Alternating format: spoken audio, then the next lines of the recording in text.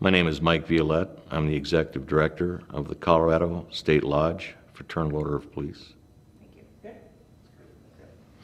All right.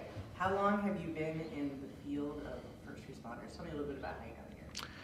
Well, I started in law enforcement in 1985 and have been involved continuously since then. I retired in 2008 from my position as a police officer and went to work for the Fraternal Order of Police here in Colorado as its executive director. And I've spent the last 10 years doing that. My primary job is overall or overseeing the entire state FOP function on a day-to-day basis. And within that function, there's several corporations, one of those being our wellness program, which is under our Colorado FOP Foundation. And that organization itself, or that subcorporation, is very involved in police officer wellness and substance abuse, police suicide, PTSI, and those sorts of things. Great. I'm going to take a step back and then come back to some of those things.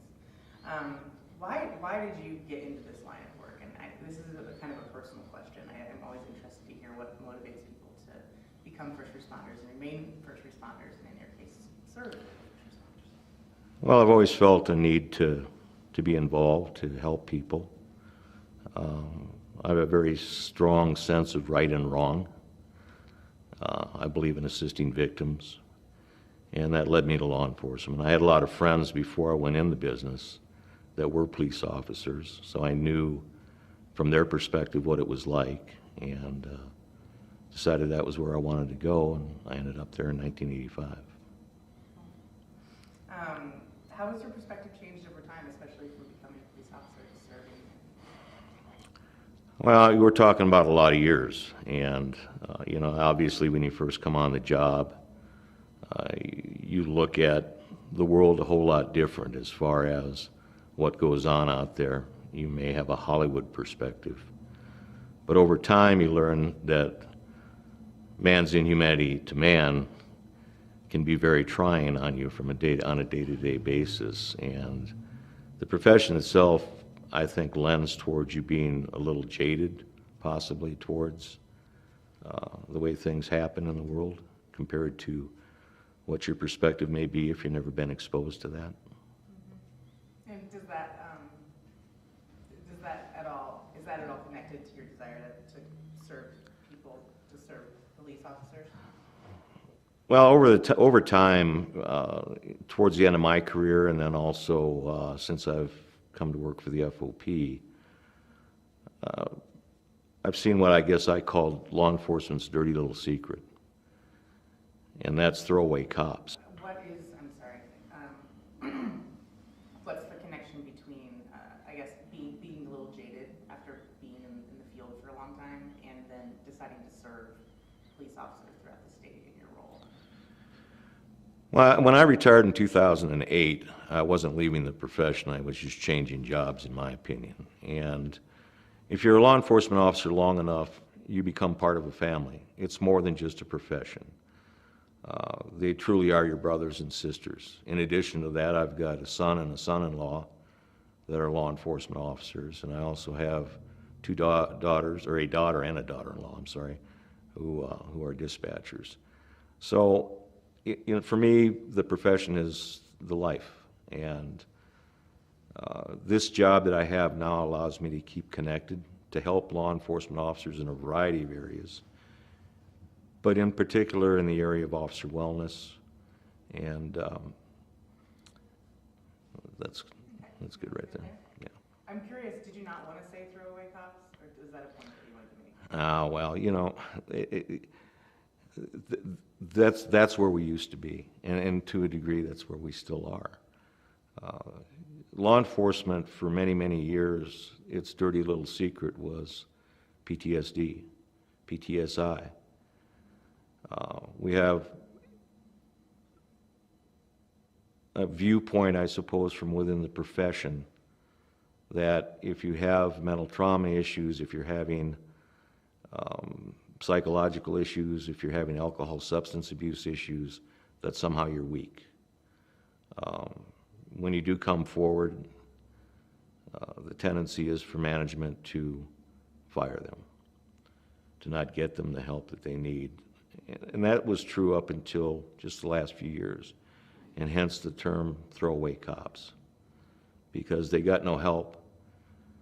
They gave their lives to their profession, they were damaged by it, and as a result, what that manifested itself into caused management to throw them away.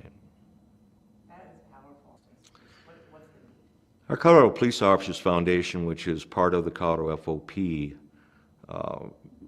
fields a lot of phone calls, a lot of contacts from either officers or their spouses or friends that are concerned about the officer's well-being, about possibly alcohol or substance abuse, about other issues that may surround post-traumatic stress, seeking help, wanting to know if there's things that we can do in regards to getting them the help they need to deal with these issues, and yet do so confidentially.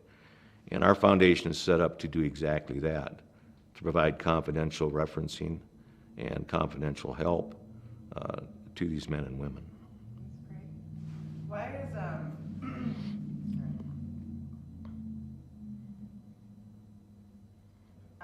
tell me a little bit about why confidentiality is so important. Well, obviously, confidentiality is extremely important because, especially for law enforcement officers, for one to admit that they have an issue is foreign to people that gravitate to our profession. We're supposed to be strong. We're not affected by anything. It's the macho thing, and it's a macho for both the men and women in the profession. So it's difficult for them to come forward. It's embarrassing, and there are also some serious concerns about how that will impact their job. They still have families to feed and the profession that they love to serve in. And so the fear is that if I tell somebody, will my boss find out? Will bad things happen to me as a result? So we protect their confidentiality. We provide services that are completely shrouded in confidence by us, and we can assure our members that whatever they tell us is not going anywhere past the initial contact point, other than to who we may refer them to. Excuse me.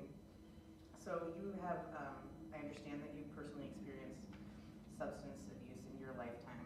Do you want to tell us a little bit about that? And I think the purpose of this question is to destigmatize. Yeah, I'm a recovering alcoholic. Became sober in 1990. I haven't had a drink in 28 years since then. I had a lot of things happen in my life. I don't know if my substance abuse is hereditary. There certainly is alcoholism in the family, or if it was just a series of things in my life that led to that. But in 1990, I found myself at a very bottom.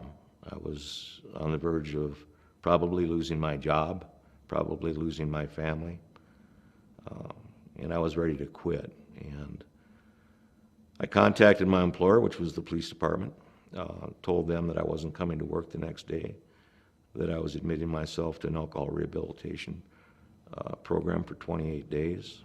I went through the program at Harmony House in Estes Park, and I haven't had a drink since.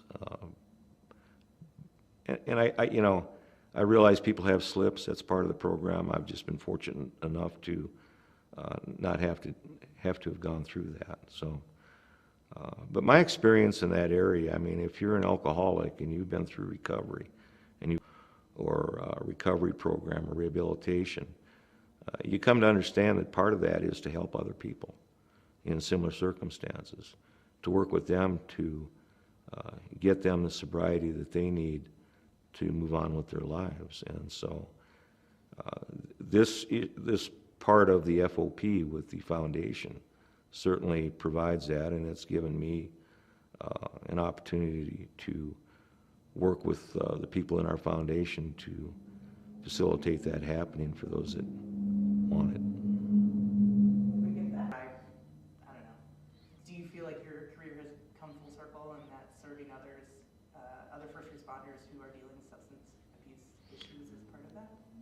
I do, and I'm not sure I've got the circle complete yet. I'm not ready to stop doing it.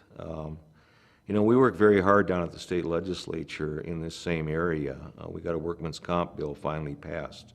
The FOP did, to recognize PTSI, PTSD as a work-related issue. But more importantly than that, I think, is the work that we're doing to try to get the front-end education up, to make it easier or more acceptable for law enforcement officers and managers to understand this issue, that it can happen to anybody, PTSD especially, and whether that manifests itself in a self-medicating alcohol issue for the person or manifests itself in other areas. If you know in advance what to look for, if supervisors know in advance what to look for, we can get people treated early. We can address the issue early and give them the tools to be able to lead both a successful and productive life and have a successful and productive career. So that's a big part of the circle that's not finished yet. And that's a hard, long road to walk down, but we are making progress. We chaired a governor's task force that we managed to get initiated with 21 stakeholders from across the professions, from mental health to the cities, counties, sheriffs, and chiefs.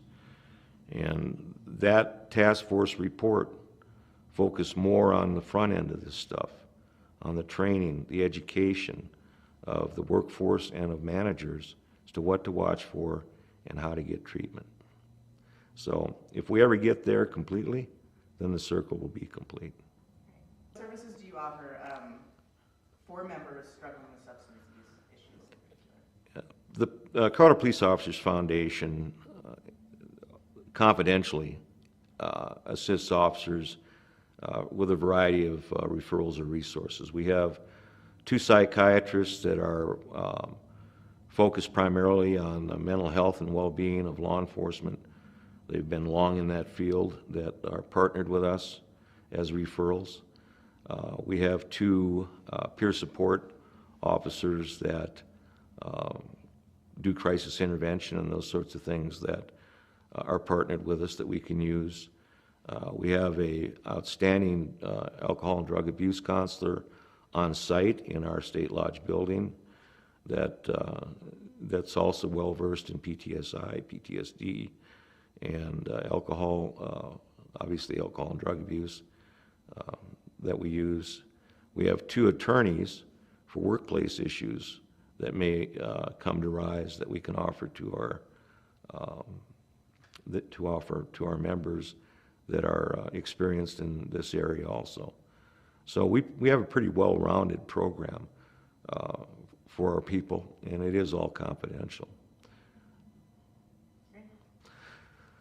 So what I would tell an officer that is struggling with alcohol, substance abuse, suicidal thoughts, perhaps PTSI, PTSD, is there's help out there. It's available. It's not the end of the world. We have helped others. They're fully recovered. They're on the road to bringing their lives back to normalcy, and they can do it too. All you need to do is ask.